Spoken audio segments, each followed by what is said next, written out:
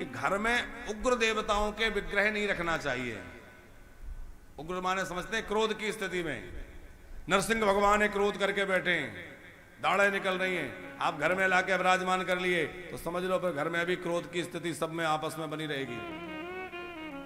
नरसिंह भगवान की पूजा करनी है तो नरसिंह भगवान बिठा लिए, लेकिन कैसे? वो प्रसन्न चित्त होकर प्रहलाद जी को गोद में लेके उनको दुलार कर रहे हैं। अरे नरसिंह जी की पूजा करनी है तो वो रूप लीजिए ना, ऐसा नहीं कि वो क्रोध करके और हिरण्यकश्यप को मारने के लिए दहाड़ रहे हैं, आपने घर में बैठा लिए, गड़बड़ हो जाएगी। कौन से रूप बिठा ले? गोद में प्रहलाद जी को लेके दुलार कर रहे हैं, प्रेम बरसा रहे हैं। शालिग्राम शिला में भी नरसिंह शालिग्राम आते हैं। नरसिंह शालिग्राम शिला जो है वो गृहस्थ के घर में नहीं रखना चाहिए। आप वैसे शालिग्राम विराजमान करिए, युगल रूप में सीताराम जी के रूप में शालिग्राम विराजमान करिए। हनुमान जी का क्रोध वाला रूप, उसकी मूर्ति तस्वीर घर में नहीं रखनी चाहिए कि हनुमान जी लंका में गए हैं और राक्षसों पे क्रोध कर रहे हैं।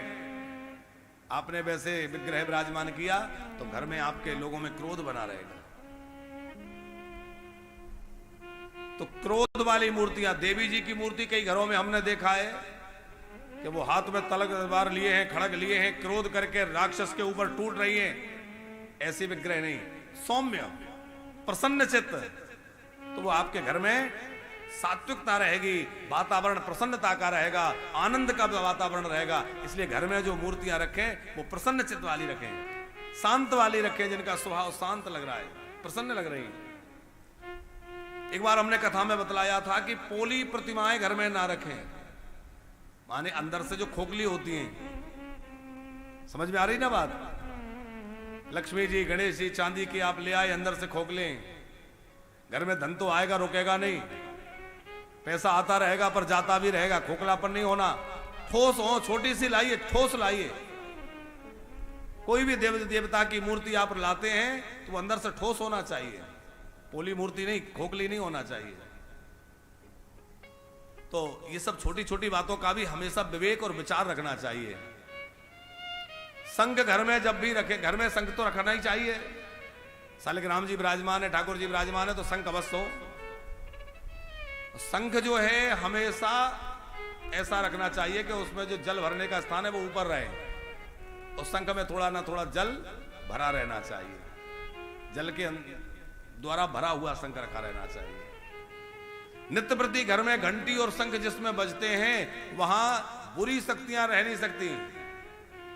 आपने गणोर जी की पूजा में कभी देखा होगा, आचार्य जी मंत्र बोलते हैं, क्या कहते हैं? आगमार्थम तु देवानां गमनार्थम च रक्षसां घंटानादम।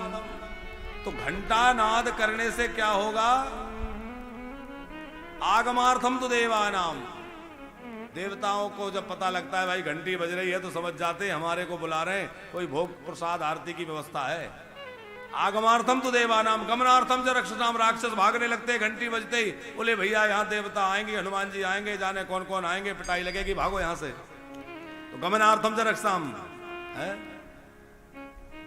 इसलिए घर में घंटी बजाएं, घर में शंख बजाएं। आज वैज्ञानिक भी कहते हैं भाई शंख जहां बजता है वहां से बैक्टीरिया नष्ट हो जाते हैं, वहां से कुछ नकारात्मकता निकल जाती है। घर में नित्य प्रति शंख ध्वनि हो, घंटी की ध्वनि हो। अच्छा, शंख बना किससे? अभी हम जिस शंखचूड़ की चर्चा सुन रहे हैं, जब भगवान विष्णु ने शालिग्राम जी के रूप में उनको श्राप मिल गया, वो तुलसी जो थी उनका सत्व भंग हो गया, तो तुलसी का पति शंखचूड़ भगवान शंकर से युद्ध कर रहा था। भगवान भोलेनाथ ने शंखचूड़ को मार दिया, उसकी अस्थियों को समुद्र में डाल दिया, और उसी शंखचूड़ नाम के दैत्य की अस्थियों से शंख बना। इसलिए भगवान शंकर की पूजा में शंख नहीं बजता, क्योंकि शिवजी ने उसको मारा, शिवजी उसके शत्रु हैं, तो शिवजी को वह स्वीकार नहीं है। इसलिए कभी भी शंकर जी की पूजा करो, सोमवार का व्रत करो, रुद्राभिषेक करो, या शंकर जी का मंदिर हो, तो शिवालय में शंख नहीं बजना चाहिए। शिवजी शंखचूड़ के दैत्य की अस्थियों से बनाए ना, इसलिए शिवजी को पसंद नहीं है। लेकिन शंख समुद्र से प्रकट हुआ है, इसलिए लक्ष्मी जी को बहुत प्रिय है। क्योंकि समुद्र से ही लक्ष्मी जी प्रकट हुई हैं और शंख भी समुद्र से प्रकट हुआ है। इसलिए लक्ष्मी जी अपना बंधु बांधव मानती, भाई मानती हैं। तो जहां भाई रहता है तो बहन कभी कभी तो आएंगी, नहीं आएंगी? तो बहन जी पधारती रहती है। जिस घर में शंख की पूजा होती है वहां लक्ष्मी मैया की कृपा बनी रहती है। लक्ष्मी जी आती रहती, भाई मेरे यहाँ बैठे हैं।